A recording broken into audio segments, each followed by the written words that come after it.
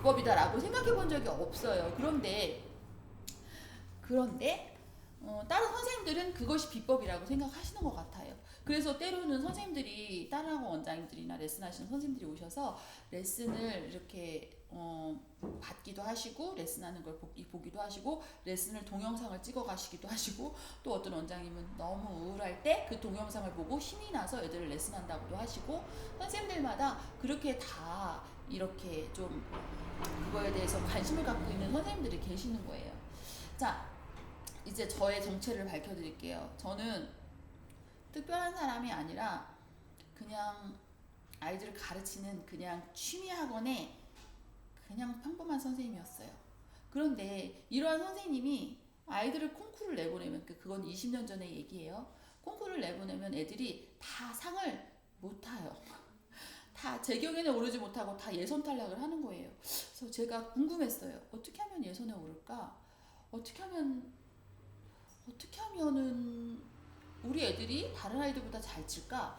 무엇이 문제일까? 근데 그때만 해도 무슨 이제 세미나가 있긴 있었는데 지금은 박태희 교수님이나 뭐 너무나도 훌륭한 선생님들이 많이 계시잖아요. 이승경 교수님도 계시고. 그런데 그때만 해도 그렇게 막 세미나가 있지도 않았고 그러면 어떤 차이로 정말 명품을 만드는 것일까? 그것이 사실 제가 되게 궁금했었어요. 그래가지고 제가 계속 예선이 떨어지는 가운데서 첫 번째로 제가 장만한 게 캠코더예요. 캠코더를 가지고 콩쿨장에 찾아간 거예요. 콩쿨 하는 대회, 예전에는 콩쿨 할 때 사람들이 굉장히 많았었기 때문에 한 5시, 아침 9시부터 시작해서 5시쯤 되면 5시에 재경연을 했거든요. 재경연 하는 거를, 그러니까 그게 본선이에요. 그날 예선과 본선이 이루어졌었어요. 재경연 하는 거를 제가 동영상을 찍은 거예요. 그거 동영상을 다 처음부터 끝까지 재경연 걸 찍고 누가 107번이 1등인지 105번이 준대상인지 그 다음에 전체 대상은 407번인지 408번인지까지 다 기록을 해가지고 그때는 몇 번 누굽니다 하고 부르니까 그걸 다 메모를 해가지고 와서 제가 그 아이들의 시상 내역은 보지 않고 그 캠코더에 찍힌 그 영상만 가지고 제가 공부를 하기 시작한 거예요. 계속 살펴보았어요. 무엇인가? 재경에 오른 아이들은 무엇이 다른가? 무엇이 달라서 이렇게 좋은 결과를 낼까? 그래서 제가 결국은 다 보다가 분석을 해보니까 터치로구나라는 걸 깨달았어요. 이거는 선생님들이 다 너무 훌륭하시고 똑똑하셔서 다 아시는 건데 저는 그때 너무 부족한 사람이어서 그때 깨달은 거죠. 선생님 여기 있다. 자, 그래서요 선생님들 제가 처음에 너무 깨달은 게 첫 번째 제가 오늘 10가지 키워드를 선생님들한테 드릴 거예요. 자, 꼭꼭 눌러예요. 뭐라고요? 꼭꼭 눌러. 자, 피아노를 꼭꼭 누르는 건 사실 너무나도 기본이고 너무나도 당연한 거예요. 꼭꼭 누르는 거. 그런데 많은 선생님들이 저한테 얘기하세요. 팔꿈치 여기 팔에 힘은 풀어야 되고 어깨에 힘 풀고 팔꿈치 힘 풀고 손목도 풀고 그 다음에 손끝으로만 피아노를 손끝이 단단해야 돼라고 말을 하고 싶어요 아이들한테. 그런데 그 말을 아이들한테 다 말을 하면 그 아이들이 과연 그것을 알아듣냐는 거예요. 아이들은 설명이 길면 못 알아들어요. 설명은 그냥 간결해야 돼요. 꼭꼭 눌러. 나무 바닥까지 눌러. 이승경 교수님 책을 보니까 이승경 교수님이 아주 너무 그 공부를 많이 하시고 좋은 책을 쓰셨더라고요. 그래서 꼭꼭 누른다고만 말하지 말고 또 다른 표현들이 있을 것이다 라고 책에 기록이 되어 있는데 저는 아이들한테 너무 많은 이야기를 하면 아이들은 받아들일 수 있는 게 그냥 한두 가지이기 때문에 저는 그 아이한테 레슨을 할 때 100가지를 얘기해주고 싶어도 그날은 2가지만 얘기를 해요. 또 그 다음날 그 나머지 2가지를 얘기해요. 또 그 다음날 나머지 2가지. 그래서 한 땀 한 땀 만들어가는 거예요. 첫 번째로 그 터치에 대해서 아이들 손가락이 빨라서 빨리 막 치는 건 너무 좋은데 정확한 발음이 나오지 않는 연주는 좋은 연주가 아니에요. 그래서 좀 전에 승민이가 연주했을 때 손가락 하나하나가 다 살아서 아주 또렷한 소리를 만들잖아요. 그것처럼 정확한 발음. 그 정확한 발음의 기본이 그냥 꼭꼭 눌러예요. 뭐 힘 풀어 이런 얘기는 나중에 하세요 선생님들. 일단 처음 꼭꼭 눌러를 처음으로 시작해서 그것이 잘 되면 그 다음 걸 가르치시는 거예요. 그래서 일단 꼭꼭 눌러라. 나무의 바닥을 느껴라. 소리가 나는 지점은 사실 나무 지점이 아니라 그 직전에 지점이 있어요. 그리고 누른 다음에도 계속 있는다고 소리가 남는 것도 아니에요. 그래도 손가락에 힘을 키우고 근육을 만들려면 정확한 발음, 무조건 꼭꼭 눌러가 기본이에요. 그걸 머릿속에 꼭 집어넣으셔요. 저도 그때 깨달았어요. 아, 꼭꼭 눌러야 되는구나. 그래요. 그래서 아이들을 보니까 정확히 꼭꼭 눌렀어. 좋았어. 제 경우에 우리 아이들 공통점이 그거야. 두 번째 딱 보았어요. 두 번째 보니까 밸런스인 거예요. 밸런스. 밸런스가 뭐냐면 오른손 노래는 크게, 왼손 반주는 작게. 때로는 왼손 노래는 크게, 오른손 반주는 작게.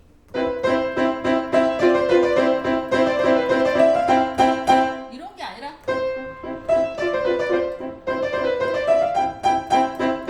이렇게 정확하게 무엇이 주된 멜로디인지를 딱 도드라지게 표시가 나도록 밸런스를 유지해서 왼손을 줄이라는 거예요. 저는 아이들의 용어로 반주보다 노래를 더 잘 들리게 해라 이렇게 정리를 했어요. 반주보다 노래가 잘 들려야 돼요. 선생님들이 근데 제가 하는 이 기본적인 이야기들은 선생님들이 사실 이미 다 하시고 있는 거예요. 저는 그냥 그 기본에 충실한 사람이에요. 그리고 아이들을 가르치면서 20년 동안 한 4년 동안 아이들을 가르치면서 노하우를 축적해 보니 아이들한테 너무 많은 설명이 필요 없고 일단은 아주 단순하게 그 아이가 그거라도 정확히 알 수 있게 그걸 가르치는 게 좋겠다. 그래서 이걸 깨달았어요. 반주보다 노래를 크게 해라. 그 다음에 제가 보니까 제 경연에 오른 아이들 중에 몇 번이 그렇게 반주보다 노래가 컸어. 자, 좋아. 그럼 누가 대상을 받았을까? 105번이 받았을 거야. 근데 107번이 받은 거예요. 이상하다. 105번이 107번보다 다른데 왜 대상을 받았지? 하고 보니까 대상을 받은 아이들의 특징이 노래가 있는 거예요. 노래가 뭐예요? 노래. 입으로 하는 노래. 그것은 입으로 하는 노래는 곧 그 노래가 손으로 표현돼야 되는 거예요. 하나님께서 사람에게 가장 완벽한 악기를 주셨어요. 하나님이 사람을 이 땅에 만드신 목적이 바로 무엇이냐면 하나님이 찬양을 받으시기 위해서고 예배를 받으시기 위해 만드셨다고 성경에 기록이 되어 있어요. 그러면 우리의 목소리는 하나님이 찬양 받으시기 위해서 가장 적합한 악기인 거예요. 그래서 사람의 목소리를 흉내내는 노래가 그것이 가장 중요한 그 목소리처럼 내면 그것이 바로 가장 아름다운 소리가 되는 거예요. 저는 초기에 그런 생각을 했어요. 한홍 체르니를 아이들이 많이 치잖아요. 잡음이 많죠. 창문 열어놨나 보다고 하는데 마이크를 쓸까요? 한홍 체르니를 선생님들이 많이 쓰시는데 한홍 체르니를 보면서 저는 무슨 생각을 하냐면 우리나라 음악 교육의 제일 문제가 무엇이냐면 피아노를 그만두기 위해 피아노를 친다라는 거예요. 피아노를 그만두기 위해 피아노를 친다는 것은 무엇이냐면 체르니 40번을 끝내기 위해 피아노를 쳐요. 저는 그게 너무 충격을 받았어요. 사실 한편으로는 고맙기도 했어요. 제가 취미학원 할 적에는. 왜냐하면 체르니 40번까지는 어쨌든 엄마들이 길을 쓰고 그것을 지킬 때니까 그래서 체르니 40번까지 끝낼 때까지는 기다려야 되겠다. 이런 생각을 체르니 40번 칠 때까지는 엄마들이 안 그만두겠다. 그런 안도의 한숨은 있었지만 그것이 사실 제 선생으로서의 마음에 정직하진 않았어요. 뭐냐면 한홍하고 체르니는 성악에서의 아예요 맴 하면은 발성 연습곡이고요. 제 생각에. 그 다음 노래는 소나타고 아리아예요. 그럼 소나타와 아리아를 잘 불러야지 노래를 하는 거지. 발성 연습만 열심히 하고 정작 노래를 못하는 사람들은 그건 좋은 연주자가 아니잖아요. 그래서 제가 그걸 깨닫고 우리 아이들한테는 사실 한홍하고 체르니를 안 시켜요. 한홍을 시켜요. 한홍하고 피시나를 시키는데 또 다른 저의 비법이 있어요. 근데 마이크를 껴도 잡음이 안 들리려면 테스트를 해주세요. 선생님들이 차 소리가 난다고 하셔가지고 제가 마이크를 그래서 유튜브 재방하려고 지금 계획 중이에요. 그래서 저는 소나타랑 소나티네를 잘 치는 아이들을 만드는 게 제 목표였어요. 그래서 한홍 체르니 이 발성 연습에 우리가 연연하지 말고 건전지가 다 됐어요. 연연하지 말고 우리는 정말 노래를 잘 시키는 선생님이 되어보자. 그래서 제가 사실 목표가 그랬거든요. 그래서 아이들한테 한홍 체르니 시간을 조금 줄이고 그 다음에 잘 들리나요, 선생님들? 네, 한홍 체른 시간을 조금 줄이고, 그 다음에 노래하는 시간을 더 많이 투자를 해서 노래하는 시간에 거기에서 테크닉을 거기서 발췌해서 가르치기 시작한 거예요. 그렇게 제가 딱 지금 얘기했죠. 첫 번째 뭐였죠, 선생님들? 꼭꼭 눌러. 그 다음에 반주보다 노래가 잘 들리게. 그 다음에 아름답게 노래해라. 이건 음악성을 얘기하는 거예요. 자, 이렇게 해서 저는 그냥 그때 샛별음악 학원을 18년 전에 오픈하기 전에 그냥 요만큼 딱 해서 대상 몇 번 내본 선생님이었어요. 대상을 그냥 몇 번, 한 두 번? 네, 네 번 그냥 선생님이 샛별음악 학원을 오픈하기 시작한 거죠. 자, 샛별음악 학원을 오픈했을 때 문제는 뭐였냐면 그냥 지금 차 소리 나잖아요. 저희 학원은 그냥 이렇게 길거리에 있는 학원이었었어요. 제가 그렇게 돈이 많아가지고 좋은 자리에다 학원을 할 수가 없는 형편이어가지고 학원도 초라했고 작았고 제가 18명을 초기에 인수를 했어요. 근데 그 18명을 인수를 해서 그 아이들한테 정말 잘 가르쳐 주고 싶었고 정말 간절했어요. 정말 좋은 선생님이 되고 싶었어요. 그래서 그 좋은 선생님이 되고 싶은 마음으로 제가 그것을 샛별음악 학원을 시작하게 된 거죠. 학생들을 보니까 그게 또 그런 거예요. 그 어떤 체르니 40번에 2번을 치는 4학년 남자아이를 만났어요. 그래서 그 아이를 보니까 아이가 뭔가 좀 음악적인 끼가 느껴지는 거예요. 준이야, 선생님이 너를 콩쿠르 내보내고 싶어. 첫날 만나서 제가 그랬어요. 왜냐면 학원에 스타가 필요하다고 생각했기 때문에 너를 콩쿠르 내보내고 싶은데 네 생각은 어떠니? 선생님이 좀 힘들게 너를 훈련을 해도 넌 따라올 수 있겠니? 내가 너 잘 키워줄게. 그랬더니 그 아이가 뭔가 갈증이 있었던 아이처럼 네 선생님 저 해보고 싶어요 이러는 거예요. 그래서 책을 딱 봤더니 체르니 40번에 2번을 치는 아이가 4번에 1악장 이렇게 4번에 1악장을 연습 그 곡이 그렇게 밸런스가 안 맞는 거예요. 우리가 생각할 때 체르니 40번을 칠 적에는 잠깐 잡음이 들리면 안 돼요. 그 체르니 40번을 칠 적에는 보통 모차르트나 바흐를 치는 게 원칙인데 그게 아니라 그냥 밸런스가 너무 안 맞는 거예요. 체르니만 치기 위해서 아예 그냥 그 뒤에 이렇게 그냥 소나티네가 뒤에 따라오고 있는 중이죠. 그래서 제가 이 아이한테 뭘 어떻게 가르칠까 궁리를 하다가 제가 모차르트 소나타 333을 주기 시작한 거예요. 근데 이게 모차르트 소나타가 저는 그래요. 저는 모차르트 소나타를 정말 상도 많이 냈고 1등도 많이 냈고 제가 좋아하기도 해요.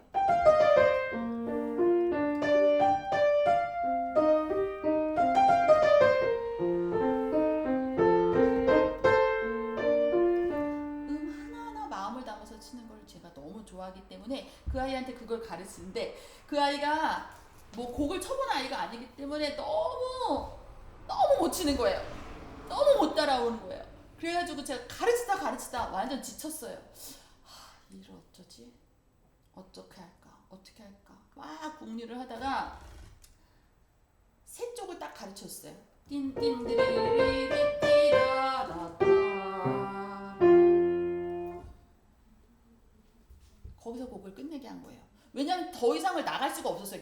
얘를 제어부까지 나가게 하다가 제가 미칠 것 같았어요.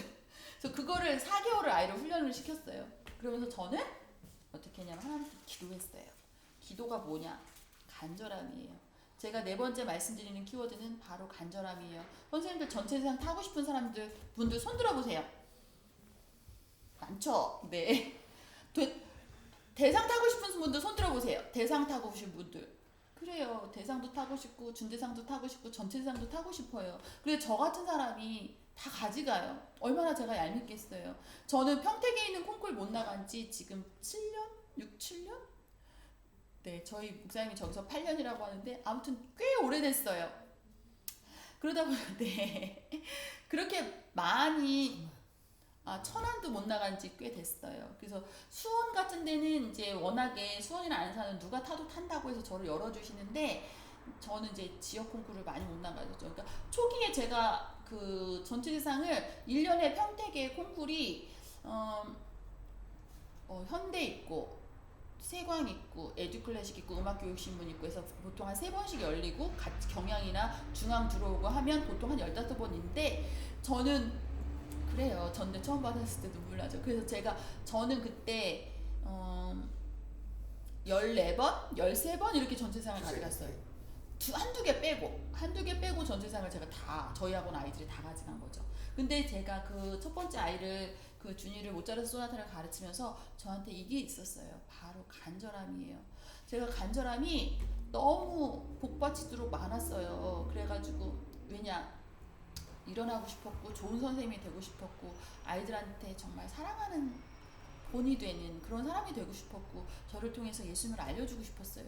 근데 제가 그거를 전하기 위해서는 예전에 중학교 때 친구가 저한테 그런 얘기를 한 적이 있어요.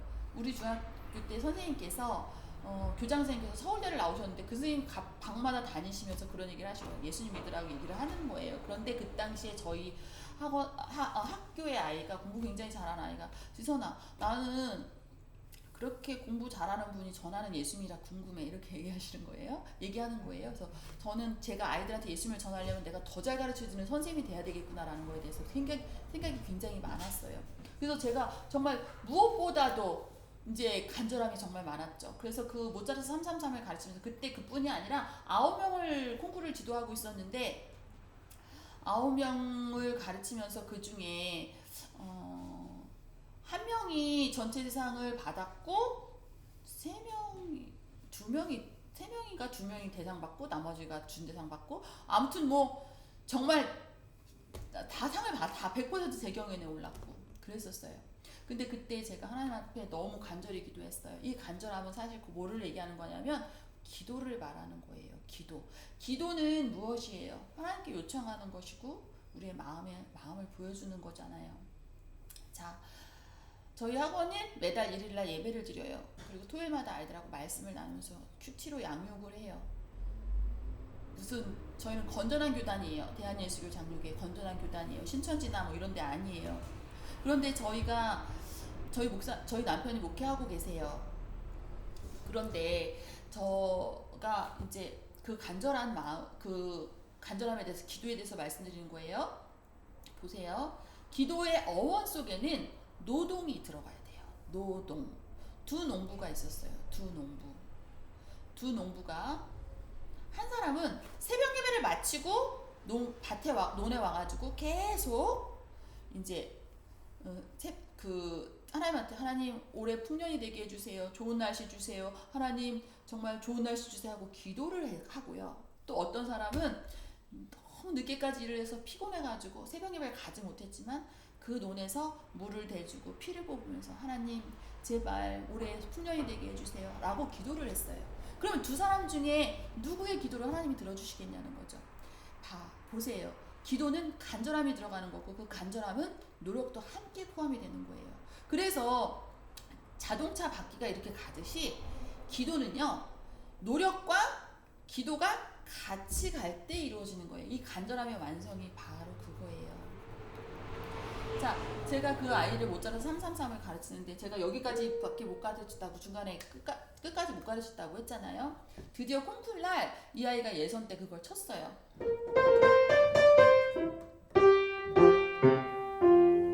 이렇게 치고 그냥 내려왔어요. 중간에 끄는 거죠. 자꾸 멈추나요? 아이고, 네. 자, 이렇게 중간에 끊고 내려왔어요. 그래가지고 저는 이제 다 틀렸다 이렇게 생각하고 있었는데 본선에 오른 거예요. 너무 신기했어요. 근데 본선에 딱 오르고 같이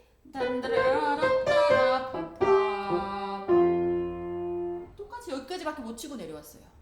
그리고 나서 제 경연이 다 끝나고 나서 교수님이 심사하신 교수님이 2명을 부르는 거예요. 2학년 학생이랑 저희 학생이랑 2명을 불러가지고 또 말씀하세요. 2명을 다시 쳐보라고. 둘 중에 누구를 이제 전체상을 결정하시려고 하는 것 같아요. 딴뜨라라따라라따아라 또 여기까지. 그러니까 와이파이 네. 그래서 꼭 그러니까 전체적으로 다 못 친 게 딱 3번이에요. 3번 다 끝까지 못 쳤어요. 선생님들 다 알았어요. 그런데 전체상을 주셨어요. 저는 중간에 끊고 자청해서 내려왔는데 전체상 탄 게 2번 있어요. 그리고 또 어떤 게 있었냐면 같은 날 뭐 이쪽 콩쿠르랑 이쪽 콩쿠르를 같이 왜냐면 같은 그 그 같은 학년 아이들이 이제 둘 다 잘 치는 경우 이렇게 따로 내보내잖아요. 서로 경쟁을 붙이기가 뭐해서. 그럼 같은 날 동시에 전체대상 또 동시에 전체대상을 많이 탔어요. 그래서 저는 하나님 은혜라고 생각해요. 그렇게 간절했거든요. 근데 그래서 제가 이제 저희 남편을 만났어요. 그때 만나서 제가 그때까지만 해도 전체상 2번 타본 선생님. 근데 선생님들 중에 전체상 타본 선생님들은 다 아실 거예요. 전체상 탄 날 잠이 안 와요? 잠이 안 와요. 전체상 탄 날이요. 그냥 처음부터 끝까지 눈물이에요. 그리고 너무 둥둥 떠 있어서 잠이 안 와요. 저는 사실 한 달 동안 잠을 못 잤어요. 왜냐면 내 노력으로 나의 기도를 하나님 응답해 주셨고 내 노력으로 여기까지 온 게 너무 기뻐가지고 한 달을 잠을 못 잤어요. 너무 좋았어요. 선생님으로서 다 이룬 것 같았어요. 그때 제가 이제 남편하고 만나서 결혼을 했고 그게 이제 저희 전화기가 흔들려요.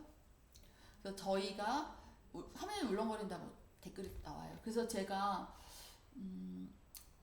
전체상을 2번 탄 그냥 평범한 선생님이었어요. 거기까지. 근데 거기에서 이제 제가 남편을 만나서 바로 저희 학원 옆에 교회를 개척하게 된 거죠. 근데 교회 설립 예배를 드리는 날이었어요. 설립 예배를 드리는데 아무도 성도가 없고 그냥 다 애들이었어요. 그 다음에 애들이랑 예배를 드리고 나서 설립 예배를 드리고 다음날 주일날 콩쿠르를 제가 신청해버린 거예요. 그래가지고 제가 할 수 없이 그 아이를 내보냈어요. 그때.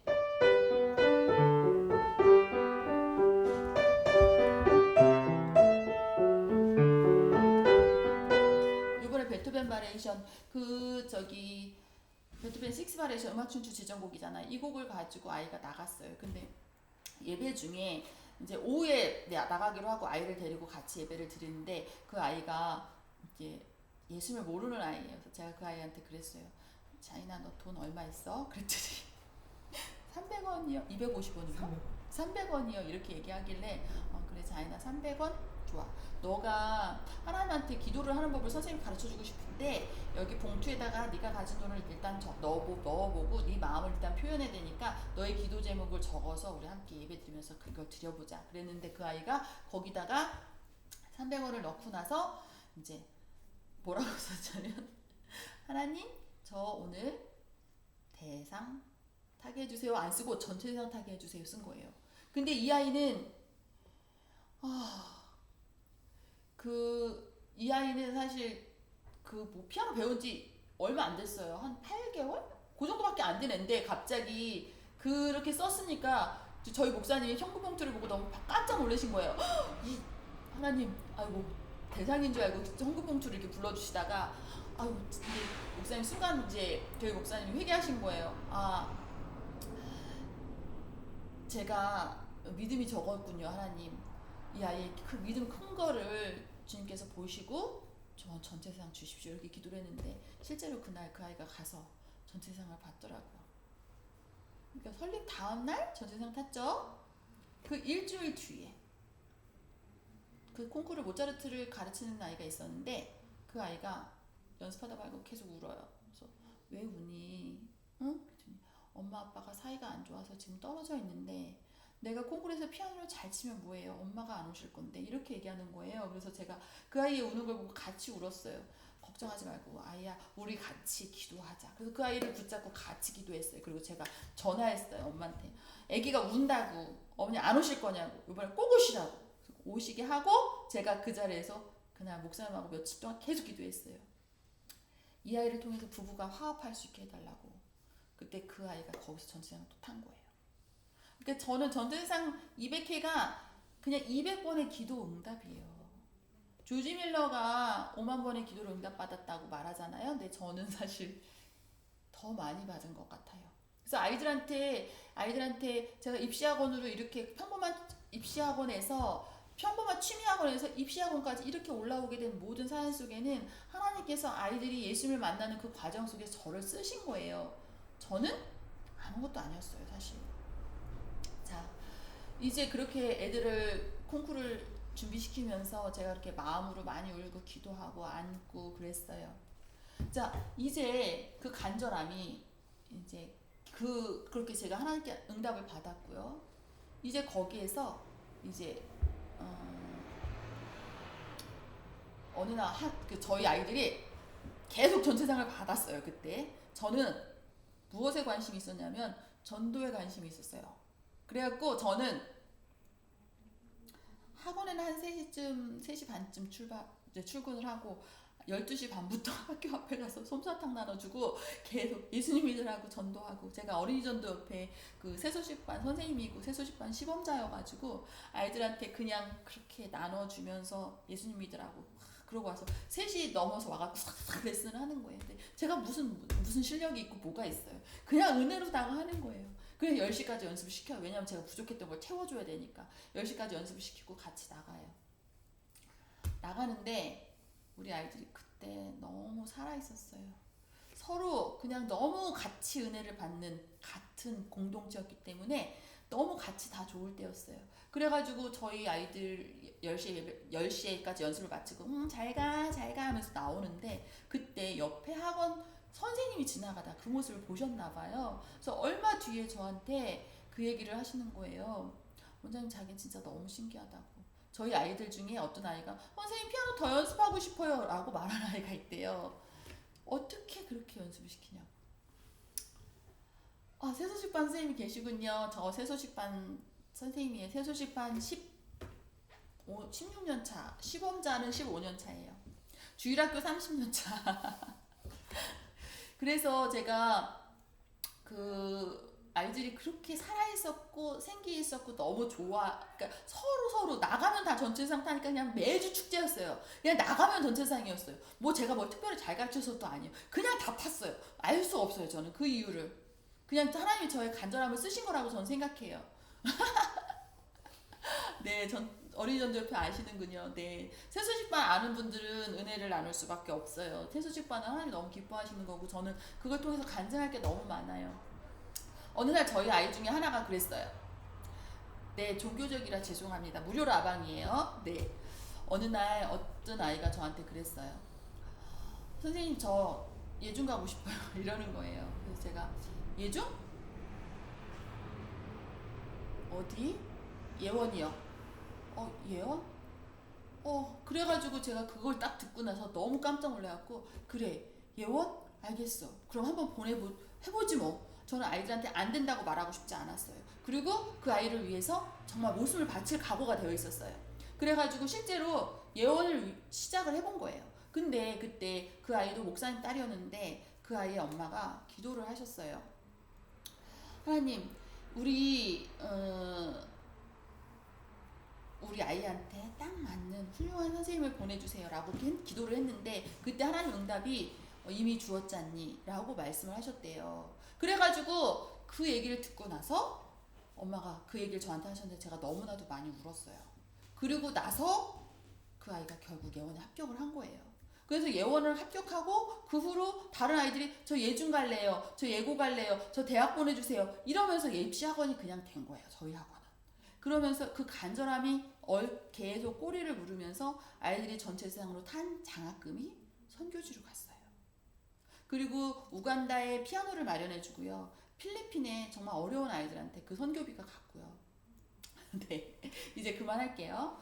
자, 그래서 제가 말씀드리는 게 바로 이 간절함이에요. 간절함.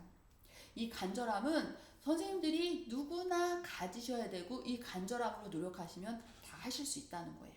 자, 이제는 선생님이 기본적으로 제가 터치 얘기했고, 밸런스 얘기했고, 노래했고, 간절함 얘기했잖아요. 보여주면서 리바이벌. 네, 다시요.